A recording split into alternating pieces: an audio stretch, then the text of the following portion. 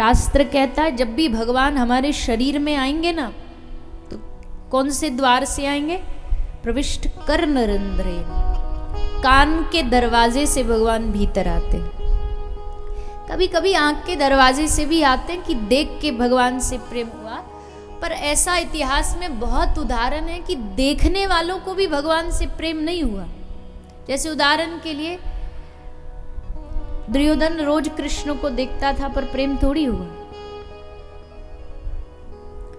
शिशुपाल रोज कृष्ण को देखता है पर उससे प्रेम थोड़ी हुआ।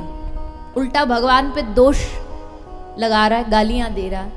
भगवान सामने भी खड़े होंगे ना और जीवन में सत्संग नहीं होगा तो भगवान को पहचान नहीं पाएंगे, और पहचान भी लेंगे तो मान नहीं पाएंगे। दुर्योधन ने स्पष्ट कहा है, जानामि धर्मम न च मे प्रवृत्ति, जानामि अधर्मम न च मे निवृत्ति। दुर्योधन कह रहा मुझे पता है क्या पाप है और क्या पुण्य है, क्या गलत है क्या सही है। मुझे पता ये गलत है फिर भी मेरा मनुष्य से हट नहीं रहा, ये सही है ये पता है फिर भी मेरा मनुष्य में लग नहीं रहा। तो ये फिर कौन कराएगा? ये अभ्यास कराती है भगवान की कथा, भगवान का सत्संग। इसलिए सत्संग को हल्के में नहीं लेना चाहिए। कई लोग को ये सत्संग बस नाटक लगता है, कई कुछ बोलेंगे कई कुछ बोलेंगे। कोई कहेगा अरे इतने लोग आते हैं कुछ बदलता तो है नहीं, जैसे आते हैं ऐसे ही चले जाते हैं।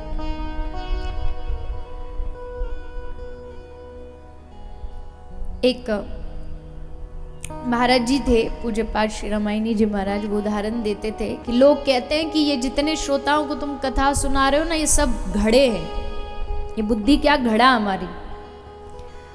पर कैसे घड़े हैं? वो उल्टे घड़े हैं। टंकी के नीचे उल्टा घड़ा रख दो, उल्टा मटका रख दो, तो मटका पानी से भरेगा? बताइए ना, आगे नहीं भरेगा। तो किसी ऐसी जो सत्संग में आस्था नहीं रखता, उसने कहा महाराज जी ये जितनों को आप सुना रहे हो ना, ये उल्टे घड़े हैं सब। आप पानी ऊपर से जाता जाता है और गड्ढे में पानी फैलता रहता है, भरेगा तो इनमें कुछ है नहीं, इनकी बुद्धि में, क्योंकि सब उल्टी बुद्धि लेके बैठते हैं यहाँ पे। तो क्या फायदा आपके सुनाने का, कोई लाभ नहीं। तो महाराज जी ने बड़ा सुंदर उत्तर दिया। कहते हैं कि ठीक है ये सब उल्टे घड़े, मान लिया चलो उल्टे हैं, कितना भी सत्संग सब फैल रहा है बह रहा है, पर हम तो एक बात मानते हैं कि ऐसी तपती गर्मी में अगर घड़ा पानी की टंकी के नीचे रखा जाएगा, सीधा नहीं भी रखोगे तो भरेगा नहीं, उल्टा रखोगे तो ठीक है, पर जब तक टंकी के नीचे रहेगा कम से कम शीतल तो रहेगा, ठंडा तो रहेगा। नहीं बदल रहे कोई बात नहीं, पर जब तक इस कथा में बैठे तब तक तो शांत है, तब तक तो ठंडक का मैं अनुभव कर रहे हैं। उसके बाद ठीक है, बुद्धि है घूमती है, माया है वेग दिखाती है, पर जितनी देर सत्संग में बैठोगे इतनी देर तो शांति प्राप्त होगी। और शांति प्राप्त होती है हृदय को भगवान की कथा से, तभी आप लोग यहाँ आए हो। बाहर के ताप को देख करके तो मुझे नहीं लगता कि यहाँ 2-5 आदमी भी आते, मतलब बाहर के ताप को देख के। पर हृदय में जब भगवत कथा सुनने की इच्छा हो, क्यों? क्योंकि ये कथा शांति प्रदान करती है, आनंद प्रदान करती है।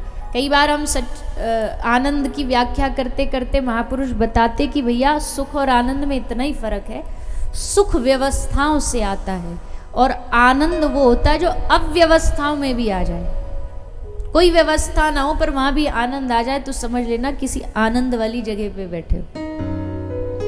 जैसे हमारे बाबूजी रोज आपको माइक पे बोलते हैं, आप बड़े कष्ट में बैठे हो, बड़े कष्ट में बैठे हो। और कष्ट का मतलब यही है कि अव्यवस्था ऐसे तो कुछ नहीं करी, पर अब घर जैसी व्यवस्था तो नहीं मिलती। घर में तो आप एसी चला लो, पंखा चला लो, कूलर चला लो, बीच में गर्मी लग रही है ठंडा ठंडा शरबत मंगवा लो, ठंडाई मंगवा लो। अब यहाँ कौन आपको ठंडाई पूछने वाला है, कौन आपको शरबत पूछने वाला है। गर्मी पड़े तो पड़े, लू लगे तो लगे, पर फिर भी अव्यवस्था में अगर आदमी को भीतर से शांति मिल रही है तो समझ लेना यहां सुख नहीं है, यहां आनंद है, यहां आनंद की जगह है। तो भगवान का सत्संग सुख नहीं देता, भगवान की कथा आनंद देती है। सुखमय जीवन की हम हमेशा आशा करते हैं, क्योंकि हमें सिखाया भी यही गया है। हमने कभी भगवान से आनंद नहीं मांगा है, हमने हमेशा सुख ही मांगा है। सुख संपत घर आवे, कष्ट मिटे तन का, ओम जय जगदीश हरे। हमने कभी आनंद की चाह ही नहीं करी, हम बस सुख पे ही अटके रहे, सुख से आगे बढ़ ही नहीं पाए। लेकिन भगवान की कथा सबसे बड़ा आनंद देती है। और आनंद क्या है? भगवान की कथा भगवत चरणों से प्रेम कराती है। सीता राम चरण रति मोरे। क्या मांगते हैं श्री भरत जी? बोले सीता राम चरण रति मोरे, अनुदिन बढ़े। कोई ऐसा प्रेम नहीं चाहिए जो घटने वाला, अनुदिन बढ़े अनुग्रह तोरे।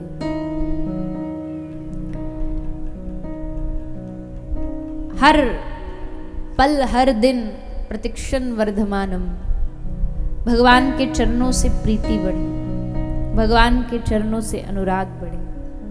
यही कथा का उद्देश्य है। इसलिए बार बार कथा में हम कहते भैया, कहने वाले के बहुत उद्देश्य हो सकते हैं, सुनने वाले के बहुत हो सकते हैं, कराने वाले के बहुत हो सकते हैं, पर जब सब स्वार्थ के उद्देश्य खत्म होकर के एक उद्देश्य बचता है ना, कि सीता राम चरण रति मोरे, कैसे भी मेरे हृदय में सीता राम जी के, राधे श्याम जी के चरणों का वास हो, तब देखो फिर कथा 7 दिन क्या, क्षणार्धम क्षेमार्धम, एक क्षण में भी हमें भगवान तक पहुंचाने की शक्ति रखती है भागवत।